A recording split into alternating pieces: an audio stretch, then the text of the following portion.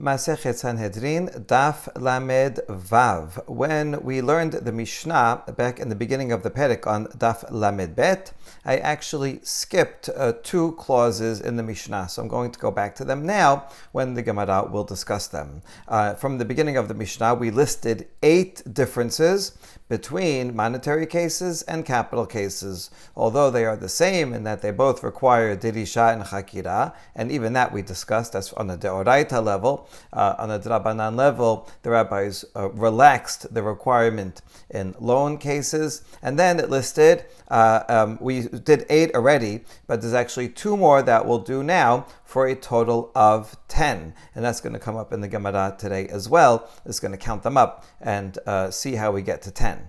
Okay, so here we are. Dinei mamonot v'hatumot v'hataharot matchilin min hagadol. Dinei nefashot matchilin min hasad. When it comes to monetary law or laws of ritual impurity and purity, then we begin with the greatest of the judges. The head of the Bet Din speaks first because that's the honorable and give respect to the greatest of the judges. Does that make sense? However, in a capital case, we start all the way on the side. We're going to see in the next Mishnah that they sit in a semicircle, and the greatest judge sits in the middle of the semicircle and goes down, down, down, till the least of the judges sits all the way at the end on the side. So in capital cases, we start with the lower judges and only then work our way up to the greatest judge. The reason, as we'll see today, is because if the greatest judge speaks first, then everybody else is intimidated and feels like, oh, well, I have to agree with the greatest judge. It might be their teacher. And so in a monetary case, that's okay. He's leading the way and saying, this is the law. Of course, everybody can say whatever they want. They have to judge whatever they think. But generally, they're going to go with the teacher, with the greatest judge. And that's okay for a monetary case. But for a capital case, we want to make sure to get everybody's opinion, especially for acquittal. And if the greatest judge will start off saying, I think he's guilty, and everybody's going to say, well, the greatest judge think he's guilty, all right, I'll just follow along. We don't want that. We want to start with the lowest judge because maybe he sees some reason for acquittal. The greatest judge won't be effective. If the greatest judge thinks that he's innocent, then he'll still say his opinion later. And that way, we have the greatest chance of getting all of the arguments for acquittal by starting with the lowest of the judges. So that is the 9th out of the 10 differences. And the last one, Akol kesherin ladun dinei mamonot ve'en akol kesherin ladun dinei nefashot el kohanim leviim v'Yisraelim amesiim lekehuna. Anyone can be a judge for a monetary case, but not everybody is kosher to be a judge for a capital case. Rather, only Kohanim, Leviim, or Yisrael who is fit to marry into the kehuna. So it has to be good lineage. Kohanim and Leviim are good lineage. Yisrael can be good lineage. It depends. So whatever the criteria would be to allow Yisrael to marry a Kohen, right? If you're going to marry into a Kohen, and Yisrael has to make sure that they themselves are of good lineage, and no problems of, we'll see, like mamzerut or conversion, things like that. Okay, so that's the 9th and 10th differences in the Mishnah, and now we begin the Gemara. Dinei mamonot hatumot v'hatahorot, regarding monetary cases and ritual purity cases. We start with the greatest of the judges. Amar Rav, Ana havai b'minyana deber Rabbi, u'minai didi havu matchile beresha, v'hanan matchil min hagadol tenan. So Rav says he was among the quorum of judges in the Bet Midrash, or in the court of Rabbi Yehuda Nasi. Rav was the greatest and first Amora in Bavel, but originally he studied with Rabbi Yehuda Nasi in Eretz Yisrael. And now we learn not only did he study with Rabbi Yehuda Nasi, he served on the court with Rabbi Yehuda Nasi when he was deciding some important monetary laws. And so he says, and they used to start with me. Rabbi Yehuda Nasi would ask my opinion first. Now Rav, although Rav is the greatest in Bavel among the Amoraim, compared to the Rabbi Yehuda Nasi and anyone else who was on the court, Rav was a lower judge on that court. So this is strange because it was not a capital case, and yet Rav was speaking first. So this contradicts our Mishnah, because our Mishnah says that in non-capital cases, we start with the greatest. So Rabbi Yehuda Nasi should have spoken first. Why did Rav speak first? Amar Rabba bered Rava v'itema Rabbi Hillel bered Rabbi Vales. Shane minyana debe Rabbi dekulahu minyanaihu min hasad havu matchele. So Rabba, the son of Rava, or some say it's Rabbi Hillel, the son of Rabbi Vales, explain that the voting in the court of Rabbi Yehuda Nasi was different because he would always start with the side, with the lower judge. And that's because Rabbi Yehuda Nasi was so great in stature, in his knowledge, in his power, in respect, that even in monetary cases, if he went first, then that's it. Nobody would want to say anything else. And Rabbi Yehuda Nasi did not want that. He wanted there to be discussion. So therefore, not only in capital cases where we need to have everybody's opinion for acquittal, but also in monetary cases, he wanted to have discussion and everybody give their opinion, and therefore even there he started with the side. When it's when it's not a Rabbi Yehuda Nasi, okay, other people, it is a teacher, but okay, students will say, maybe I have a suggestion, and they'll still say their opinion even after the teacher. But Rabbi Yehuda Nasi was so respected, nobody would say anything at all after contradicting him, and he didn't want that. And so he said, Rav, you go first. Ve'amar Rabba bered Rava v'item Rabbi Hillel bered Rabbi Vales mimot Moshe ve'ad Rabbi lo masinu Torah ugdula b'makom echad. The same sage, depending on who it was here, the same person said, another statement about Rabbi Yehuda Nasi, that from the time of Moshe Rabbeinu until Rabbi Yehuda Nasi, we have not found greatness in Torah and greatness in power and wealth in one person. Moshe was great. He is very powerful, the greatest leader, military, political, otherwise, and also the greatest teacher, the greatest prophet, the greatest legislator. All in one person. Since then, there are people that are great in power and wealth, and there are other people that are great in Torah, but they're not usually the same person. All the way until Rabbi Yehuda Nasi. He was great in power and wealth. He, after all, was that liaison between the Jewish community in Eretz Yisrael and the Roman government. It was a very important position. And he also was the greatest in Torah knowledge in his generation. And we have not found such a thing from Moshe until Rabbi Yehuda Nasi. Now we ask a question on this. Velo v'ahava Yoshua. Yoshua in his time was great in Torah and great in power. So why don't you say include Moshe in the list? Hava Elazar. While Yoshua was alive, there was also Elazar the Kohen, who was equal in his Torah knowledge. So you can't say Yoshua was the greatest. V'hava Pinchas. Hold on, there was Pinchas who had great power and great Torah knowledge. No, Havu Zekenim. There were other elders who were equal to Pinchas in Torah knowledge. V'hava Shaul. Shaul was the king and was great in Torah knowledge. So that's both in one, and that's before the Yehuda Nasi. Hava Shemuel. In Shaul's time, there was the prophet Shemuel, who was great in Torah knowledge and power. V'hanach nafsheh. But Shemuel died before Shaul. So after Shemuel died, then Shaul was the greatest in power and Torah knowledge in one person. And the answer is Kulahu Shene Kamrinan. When we said the statement that from Moshe until Rabbi, there was nobody who was the greatest in Torah and the greatest in power, we meant during their entire lives. Right? Moshe, his entire life, nobody was equal, and Rabbi Yehuda Nasi, his entire life, nobody was equal in either. Whereas Shaul is true, after Shemuel died, then he had no equal in both of these things, but while Shemuel was alive, Shemuel was greater in Torah, and so that's why Shaul is not counted in this list. David, King David, he was the king, powerful, and the greatest in Torah knowledge. Hava Ira Haya'iri. No, during his time, there was a man named Ira Haya'iri. He is a Kohen le David. He served David, and he was great in Torah knowledge. And so David was not the only one. V'hanach nafsheh, but Ira died before David. Again, we want someone who was the greatest throughout his life, and David was not the greatest throughout his life because he was not the greatest in Torah when Ira was alive. Shlomo, he was the king and the most wise person, great in Torah knowledge. Shimei ben Gera, no, during his time there was Shimei ben Gera who was a master in Torah. This is interesting because Shimei ben Gera is the person who cursed David, and then he apologized, and then he went against the ceasefire agreement, and then Shlomo killed him. So Shimei doesn't seem to be such a great character, yet he was great in Torah knowledge. But Shlomo killed him. So after he died, then Shlomo was the greatest in Torah knowledge and power. And the answer again is Kol Shenin Kamnin, and we're looking for someone who was the greatest in both throughout their lives. And Shlomo was not the greatest in Torah knowledge throughout his life. King Chizkiah, he was the king, righteous king, and great in Torah knowledge. Hava Shivna, we mentioned Shivna, he was the one who got more students to his lecture than Chizkiah. In the end, he made a pact with Sanhedrin of Ashur.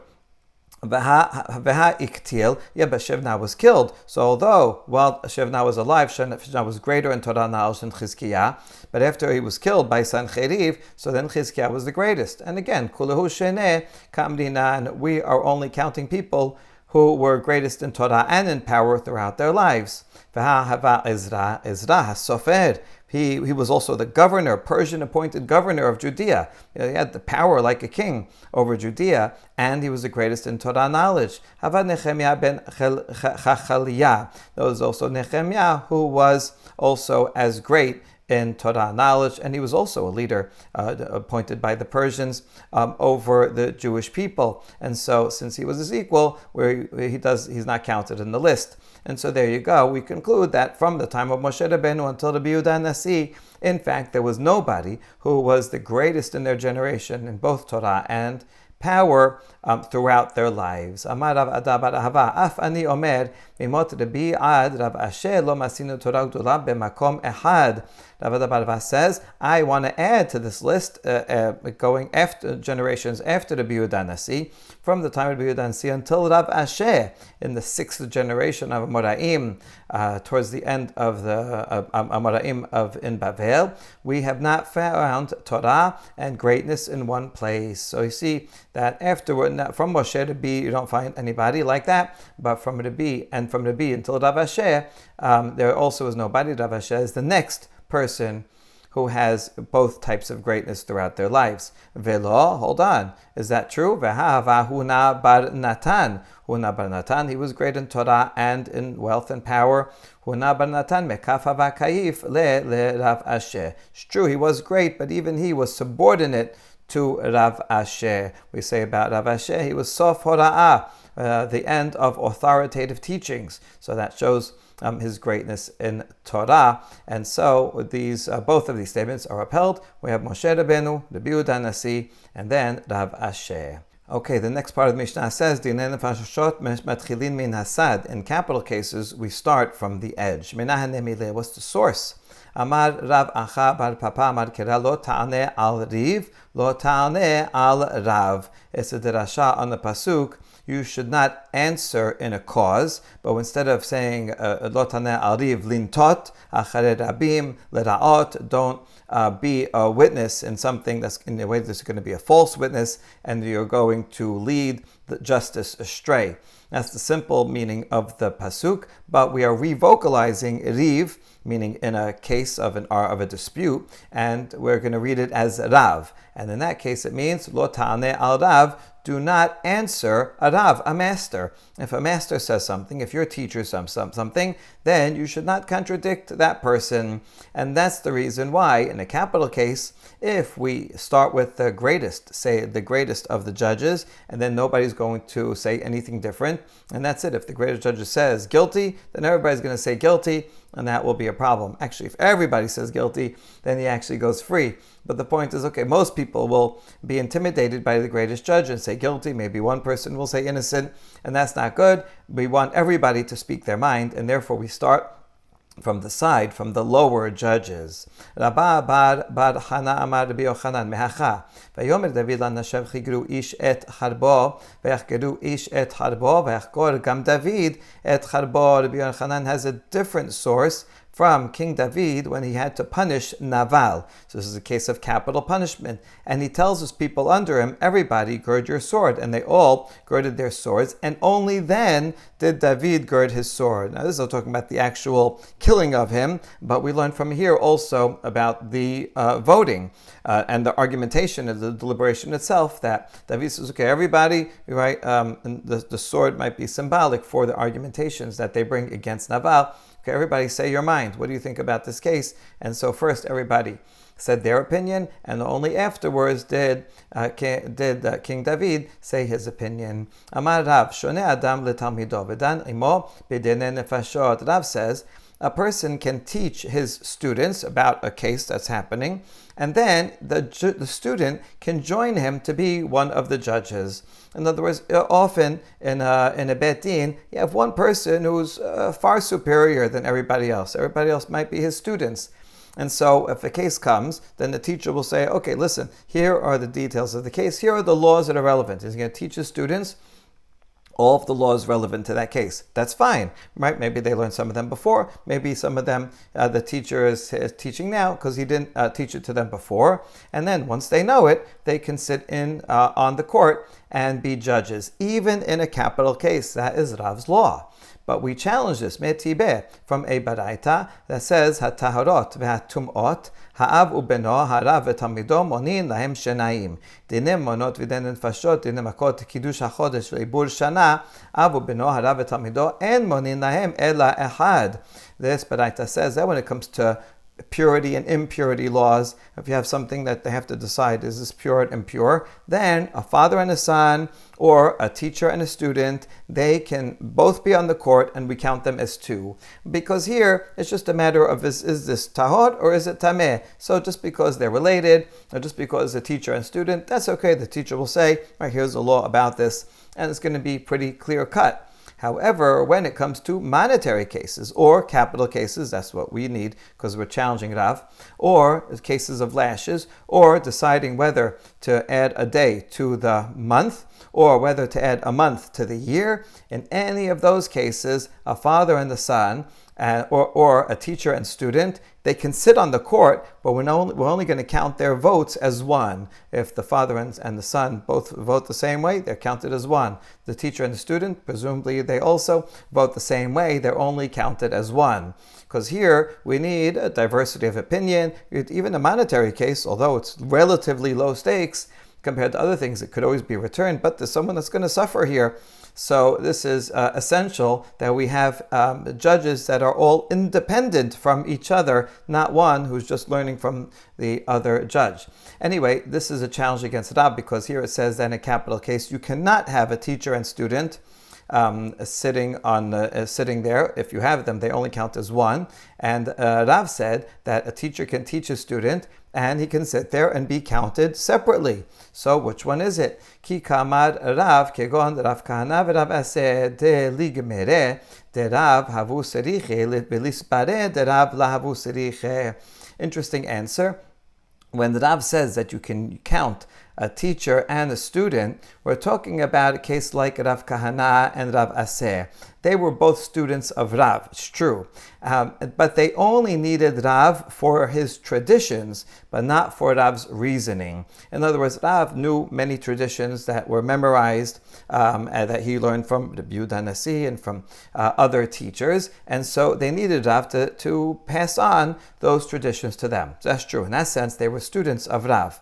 However, in terms of reasoning, ability of analysis, they were independent. They were totally trained to think through arguments on their own. And therefore, if you have a teacher and a student like Rav and Rav Kahana or Rav and Rav Aseh, that's what Rav was saying, that they count as two. Because even though Rav might tell Rav Kahana, listen, I have a tradition about this. Okay, thank you. But Rav Kahana is independent-minded, and he will decide on his own if this reasoning applies or if it doesn't apply. And therefore, they're like two independent minds. It's like two independent sages. Even though technically it is a teacher-student relationship, but it's a teacher-student relationship only when it comes to memorized traditions. Fine, then you learn from anyone who has a memorized tradition. That's good. But when it comes to reasoning, since they had an independent mind in their reasoning, their vote is counted separately. Amar Rabbi Abhu, asara devarim yesh ben dinei mamonot dinei nefashot. Rabbi Abhu says, in our Mishnah, there are 10 differences between monetary cases and capital cases. And in fact, when we read the Mishnah back then, we listed 8, and I numbered them there. I just did 8 of them at that point, and now today we did 2 more. And so you see, in fact, yes, there are 10 of them. V'chulan en nohagin b'shor haniskal chutz me-'asrim u'shlosha. However, none of these apply to an ox that needs to be stoned, except for the number 23. In other words, if you have an ox that killed someone, and then this ox has to be tried, the court has to decide, does this ox deserve capital punishment or not? So you do need 23 judges to judge an ox. Yes, and that's one of the differences between capital and monetary cases. Capital, you need 23. Monetary, only 3. So in that sense, judging an ox for capital punishment is the same as for a human. But only that law. All the other laws do not apply to an ox. Regarding starting and ending during the daytime. For an ox, you don't have to do that. Starting on the side. For ox, you don't have to do that. Can people offer arguments for this way and that way? Can a judge change his mind this way and that way? For judging an ox, it's like monetary law and all the other 9 differences. How do you know that for an ox we don't care about any of those restrictions? You need 23, but everything else is not treated like a capital punishment for a human. Amar Rav Acha bar Papa damar kera lo tate mishpat ebyonecha beribo mishpat ebyonecha iyatamate. Because the pasuk says you should not incline the judgment of a poor person in his cause when he has a dispute with someone else. And we understand this is not talking about literally of someone who's financially poor, but rather someone who's in trouble. He's in need of judgment. So this is talking about someone who is poor, meaning a human being. This poor human being, he's on death row, possibly death row. He's being accused of capital punishment. Poor guy. If he's guilty, then we give him capital punishment. But who knows? Maybe he's not guilty. So we want to find any possibility, any reason to acquit him, to make sure not to kill a poor innocent person. That's what we mean by poor. Means maybe he's innocent. So poor guy, he should get a fair trial, even a merciful trial. That's true for a human being. However, for an ox does not get that level of care. We don't have to be merciful to an ox, and therefore, if it seems likely that the ox killed someone, then we give capital punishment. We don't have to go through hoops and find any possibility of exonerating the ox. Now we ask, Asara hatish ahavu. Now you said that there are 10 differences in the Mishnah, and in fact we counted 10. But the Gemara asks, actually there's only 9. Now the Gemara then goes back and says, no, ha'asara katane. It is in fact 10. Why is the questioner? There's 2 anonymous voices here. One says 10, one says no, it's only 9. The other says no, it's actually 10. Look, I'll count for you. And the answer is yes. In fact, there are 10 paragraphs there. However, there is an overlap. Mishum de'ena kol kesherin ve'esrim ushlosha chadahi. In fact, the questioner says it seems that there are 9 because the very last of the differences in the Mishnayot that says anyone can be a judge for a monetary case, but not everybody can be a judge for a capital case. Gemara is going to explain this soon. It's talking about a mamzer, for example, cannot be a judge for a capital case. That law, that's all the way at the end, is actually derives from the very same pasuk, the same principle as the first one on the list, that you need 23 judges. The law of 23 judges and 71 judges, that is derived from the comparison to Moshe appointing the elders, and it says imach, that the elders have to be like you, like Moshe. And so since the requirement for 23 derives from there, and we learn that they cannot have any blemishes, they have to be of good family, like Moshe. So since they both derive from the same place, they should only be counted as 1. And therefore, even though one is the first spot and one is the 10th, since they're based on the same principle, we should only count them as 9. And so it's only 9, not 10. And the answer to that is, okay, you're right, even if you count those as 1, there actually are other differences between monetary and capital cases that are not mentioned in the Mishnah, but it is in the Baraita, the Tanya. And Moshe bin Sanhedrin zaken v'saris umi she'en lo banim. Rabbi Yehuda mosif af achzari. The Braita teaches that we do not allow on the Sanhedrin, meaning of 71 or also of 23, although these people will be permitted on a small betin of 3, someone who is elderly a eunuch or someone who has no children, and Rabbi Yehuda adds also a mean person.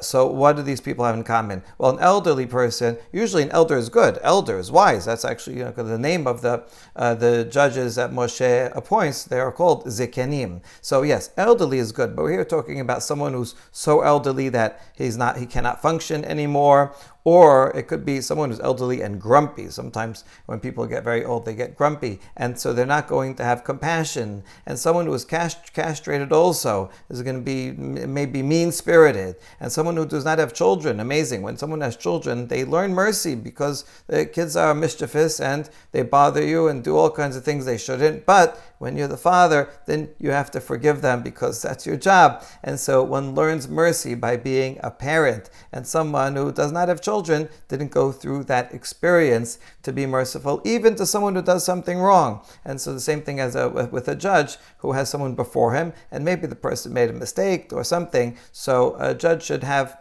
compassion like a father does. And the Yehuda adds, in general, someone who is mean-spirited is not a good character trait for a judge for a capital case. But for a monetary case, that would be okay, because even if they're mean-spirited in a capital case, they'll be mean-spirited equally to both litigants. So that's fine, as long as they're treating both litigants equal, that's okay. But for a capital case, we want someone who will have compassion and try to give the benefit of the doubt and not kill someone.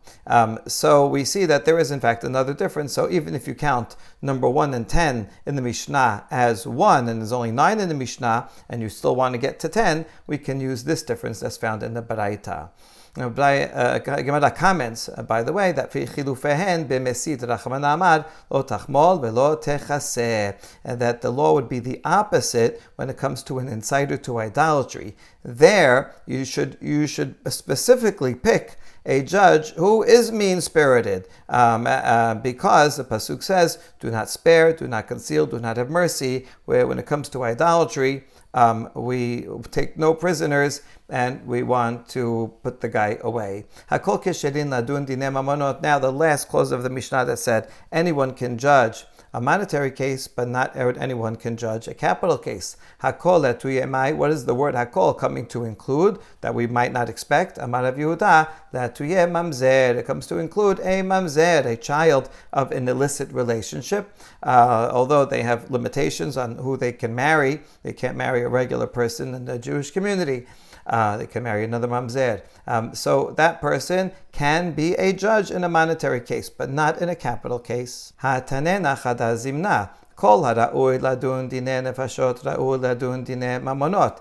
V'yesh ra'ui ladun dine mamonot ve'en ra'ui ladun dine nefashot. Now, why do we need this in the Mishnah? After all, we have a Baraita that teaches the same thing. This question itself is interesting because we see lots and lots of examples where there's a Baraita that's parallel to a Mishnah. There's often many Baraitot that will elaborate or say something, add another opinion or some explanation, but it says basically the same law as the Mishnah.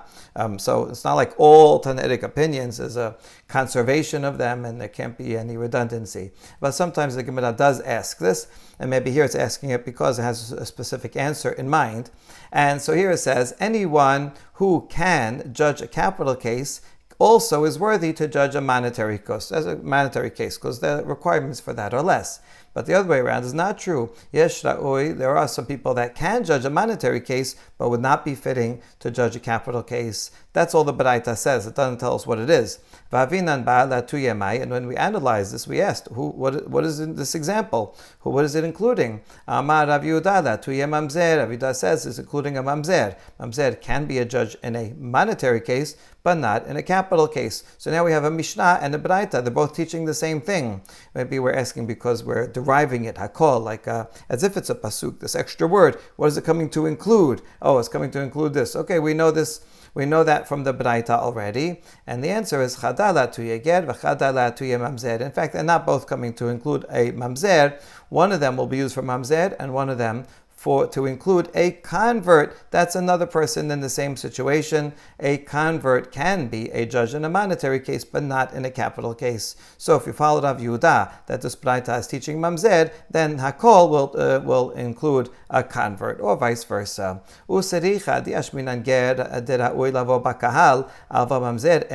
And I need both of them. I wouldn't be able to learn mamzer from ger or ger from mamzer, because if I only knew that a convert can be cannot be a judge in a capital case, but can be a judge in a monetary case, I would say, you know why? Because a convert can marry into the community. So he's pretty good. He can marry anybody. That's why he can be a judge in a monetary case. But a mamzer who cannot marry into a regular person in a Jewish community, I might think he cannot judge not even a monetary case. And that's why I need one of these sources to teach me that a mamzer can judge a monetary case. And if I only had one of these to teach me regarding mamzer, yeshmina mamzer, deba mitipa keshera, aval ger delo ba mitipa keshera emala sericha. I might think that a mamzer can judge a monetary case because he comes from kosher seed. His parents are Jewish, even though it might be a result of adultery or incest, but nevertheless, his parents are Jewish, and so that's why he can judge a monetary case. But a convert who was born from non-Jewish parents, from non-kosher seed, I might think that that person cannot be a judge in a monetary case, and so I cannot learn one from the other. That's why I need both of these sources. Now, these people cannot judge capital cases, mamzer and convert. Why? What's the source? Taneh Rav Yosef. כשם שבית דין מנוקין בסדק, כך מנוקין מכל מום. Baraita Rav Yosef quotes is because just like the judges on a bet din have to be cleansed regarding their righteousness, so too they have to be cleansed from any blemish. And we're talking about a blemish in their lineage, so they can have no blemish in their lineage. Amar memar maikera kulach yafarayati umum en bach. Okay, that's the reasoning, but what's the source in a pasuk? It's from Shir HaShirim, that you are my love, you are beautiful, my love, and there is no blemish in you. In the simple reading, it's talking about the beloved that looks beautiful, but this is a mashal to the Jewish people, and here specifically a mashal to the judges, that they are beautiful, they have no mum. And the mum that we're referring to is a blemish in their lineage. Now, how do you know it means a blemish in their lineage? Maybe an actual physical blemish on their body. Amar Rab Acha bar Yaakov Amar Kera v'jasebu sham imach bedomim lach. No, we know that it is also true, but we know that from a different pasuk, when Moshe is appointing the elders to help him, Hashem says that they should stand there with you, Moshe. If they're standing with you, it means they have to be similar to you. And just like Moshe was not blemished, so too the others cannot have a physical blemish. Now, how can you prove it from there? Maybe there they cannot have a blemish because the Shekhinah is going to rest upon them. This is the 70 elders that the Shekhinah is going to overflow from Moshe, and they are going to prophesy. We're talking about prophets there. So prophets maybe is a higher level. They cannot have a physical blemish, but who said that applies to a judge also? Ela Amar Rav Nachman bar Yitzchak Amar Kera v'nasu itach bedomin lach leheve. So rather we quote a different pasuk, not from Bimidbar Yud Aleph, but rather from Shemot Yud Chet, from Yitro, where Yitro says you should appoint judges to help you out, and they will bear the burden with you. And so we learn similar to imach itach, with you, meaning similar to you. The judges that you appoint have to be similar to you, meaning without physical blemish. So we know that from this pasuk, and therefore we can use this pasuk from Shir HaShirim to teach me also that they have to be similar to Moshe in terms of their lineage, and they also have to be similar to Moshe in their character trait and free from any blame, but rather fully righteous. Baruch Adonai Le'olam. Amen ve'amen.